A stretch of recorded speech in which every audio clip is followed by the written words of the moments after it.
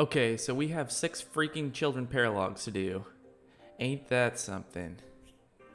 Since these are a diversion from the main story about Ducky and the gang scouring the land for new treasures to sell on eBay, and they tend to get a little repetitive, I'm going to mash them all together and go over the highlights. First up is the Wings of Justice. Crom and Sumia had another kid apparently, and she's everything Lucina isn't. Wacky, clumsy, goofy, and a little dumb. Some people made a Twitter account to look like Crom's account, and she didn't even bother looking to see if it had the blue verified badge. So she joined up with them. Thankfully, Ducky in the game came to her rescue and got all the ne'er-do-well accounts banned. And their lives banned permanently. So now we have Cynthia. Hooray. Next. Now we are going to be dealing with Cordelia's little brat. This well-meaning buffoon is trying to do some freelance work on Fiverr with some idiot who wears a pot on his head, like Donald. Unfortunately, they were offered a job where they will go into a pyramid and get themselves absolutely destroyed by some pretty strong dudes. Fortunately, Ducky and the gang are here to save the day.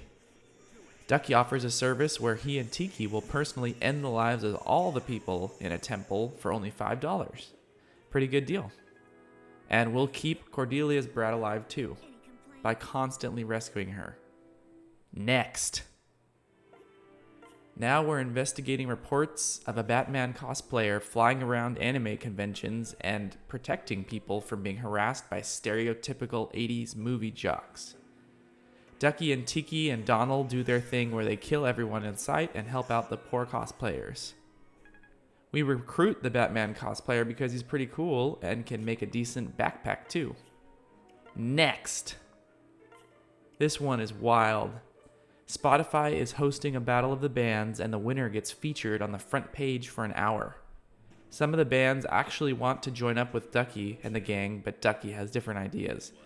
Instead, he'd like to kill the other bands and win by default. Ain't no rule says you can't kill the other bands. Pan's little pup offspring realizes that he'd rather not die and be part of the winning band, so he'll join us too. He's not actually going to play for us, but he is going to be like a 4th string drummer. Next.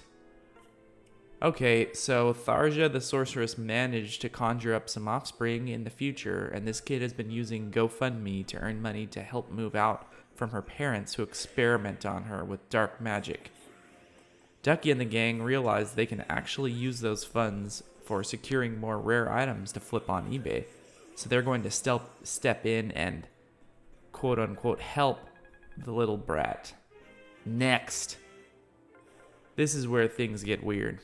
Remember Nowie, the dragon girl that is thousands of years old who got with that mercenary named Greg?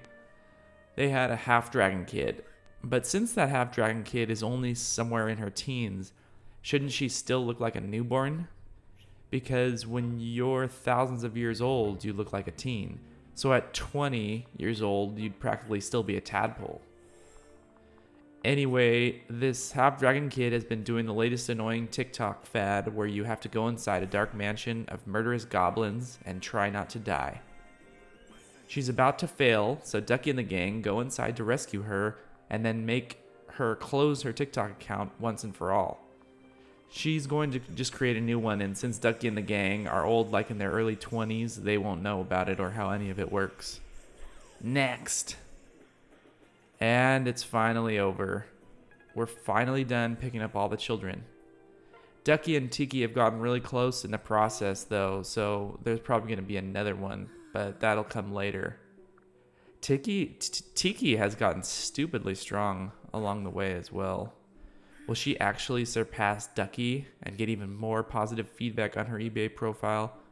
Will any of the kids be useful in any way? Find out next time on Fire Emblem Z.